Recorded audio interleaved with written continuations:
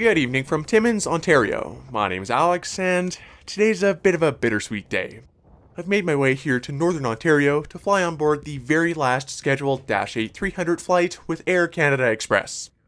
The Dash 8 300 is a 50-seater turboprop airliner built by de Havilland Canada and first entered service in 1989.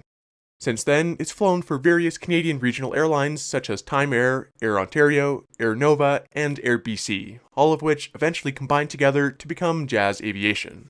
For these airlines, the Dash 8 100 and 300 models, also known as the Classic Dash, were the backbones of their fleet, connecting smaller Canadian cities and towns across the country to larger hubs. With the swift and quiet retirement of the smaller Dash 8 100s back in 2020, the Dash 8 300s were the last Classic Dashes flying on behalf of Air Canada. When I got word that the 300s would no longer be flying after January 9th, 2022, I knew I had to be on that final flight. The last scheduled Dash 8 arrival that I could see on Air Canada's site was Flight 8436 from Timmins to Toronto. So I found my way up to Timmins, and after a few freezing cold days of spotting more Dash 8s, it's time to head home. Prior to 2020, Timmins Victor M. Power Airport served roughly 200,000 passengers a year, with most of those being flights to Toronto. The airport has 4 airlines with regular service: Porter, Air Canada, Air Quebec, and Thunder Airlines. The terminal itself is pretty typical of most smaller Canadian airports, and behind security, the waiting area has just enough room for, you guessed it, a Dash 8-sized number of passengers. The Dash 8 300 operating this final passenger flight is a very appropriate one. Charlie Golf Kilo Tango Alpha was the first production model Dash 8 300, and the very first 300 ever delivered to an airline. At the time, Kilo Tango Alpha was just shy of 33 years old, having been delivered in February 1989 to Time Air. Time Air eventually became part of Canadian Regional Airlines, which became Air Canada Regional, which then evolved into the Air Canada Express with flights operated by Jazz as we know it today. This airplane has stayed in the country with all of these operators for its entire life, and so it's extremely fitting that it's the one operating this final passenger flight. Kilo Tango Alpha, along with a few other Dash 8s built around this era, also has a very interesting bit of history involving our neighbors directly to the south, and I'll talk more about that once we're in the air. In the meantime, let's go be a part of history.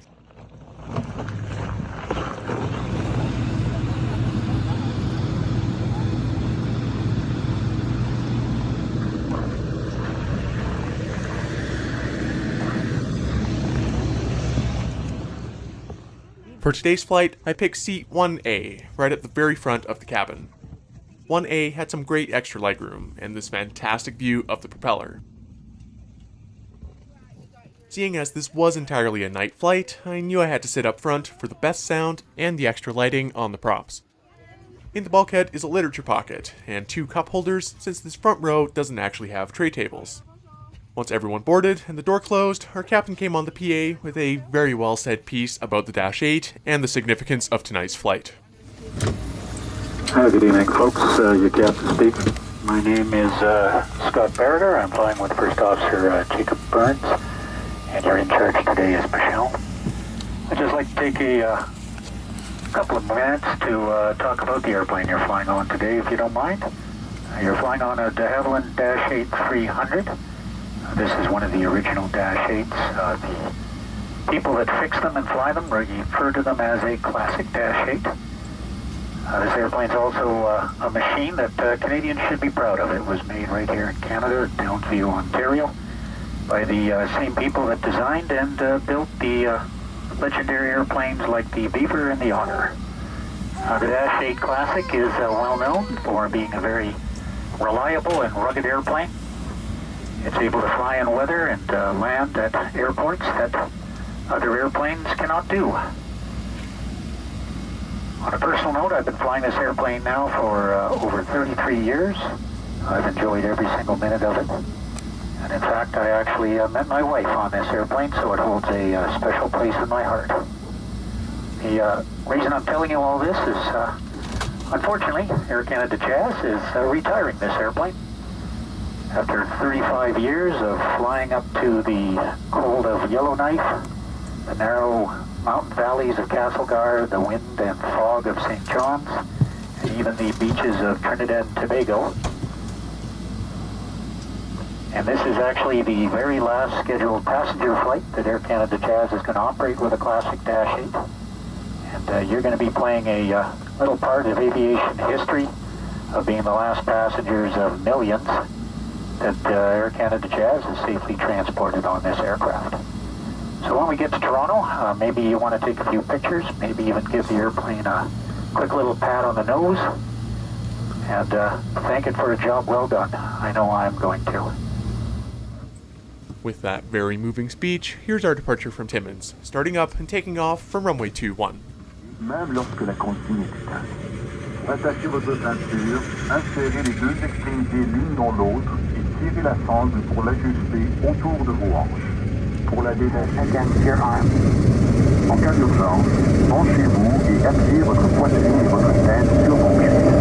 Ensuite, dévissez vos chevilles, passez vos bras sur vos jambes.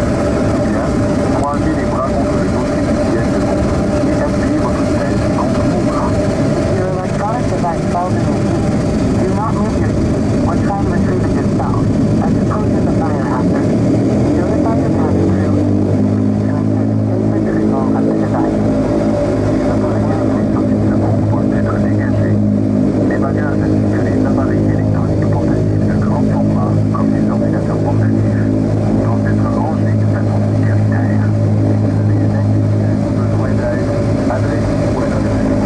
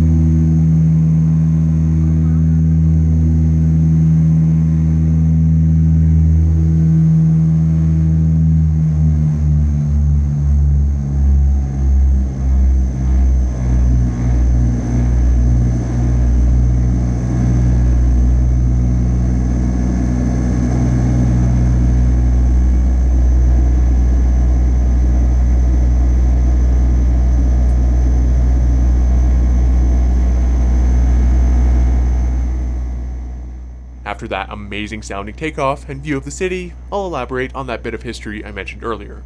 So, back in the 1980s, Air Canada was in the process of replacing its Boeing 727 and Douglas DC-9 fleet with the newer aircraft type. In the running was Airbus's A320 and Boeing's 737. Around the same time, de Havilland Canada was coming out with the Dash 8-300, although the company was in a bit of financial trouble. In order to sweeten their deal somewhat, Boeing bought de Havilland Canada, and the newly introduced Dash 8-300 was, for a time, marketed as a Boeing product. Air Canada went with Airbus for their fleet renewal, which resulted in Boeing putting de Havilland Canada up for sale, at which point Bombardier got involved and purchased the company in the early 90s. To this day, the Dash 8s built around this time, including Kilo Tango Alpha, all have identification plates saying Boeing of Canada, de Havilland Division. And I think that's just such a fascinating part of Canadian aviation history, and it makes flying on this specific plane all the more special.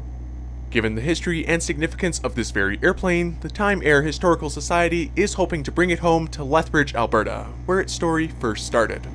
Kilo Tango Alpha is one of several Dash 8-300s that's undergone a life extension program, and will likely be flying cargo for a while longer.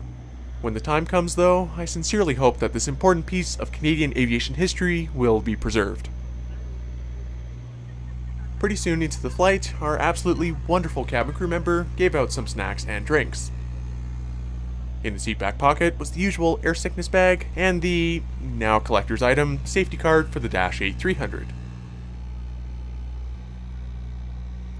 Also handed out during boarding was Air Canada's Clean Care Kit, and inside is just an extra mask, wipes, and hand sanitizer. Air Canada Express's Dash 8-300s seated 50 passengers in an all-economy configuration. That said, some of them had slightly different layouts, with a galley in the front like this one, while others had a galley in the back and 2 rear-facing seats in the front instead. Given that the view outside was pitch black for most of the flight, I turned my attention to the rest of the cabin, and it really got me thinking. Over 30 years, just how many people have sat here looking at this bulkhead, pulled an in-flight magazine out of here, or slightly scuffed up the bottom with their shoes? And that's the thing about this airplane. While some will, no doubt, not miss the smaller overhead bins and the noisier cabin, in many ways, so many Canadian lives have been affected by the Dash 8. Whether you're someone in a small town going for your first commercial flight, or someone taking a short connection to visit loved ones, or just commuting, the impact that the Dash 8 has had on Canadian society is something that I think few airplane types can compare to. There are plenty of classic Dashes still flying with other operators, but I know I'll miss seeing these in Air Canada colors. As the lights of Toronto came into view, this era came to a close, with this flawless crosswind landing on runway 24 right.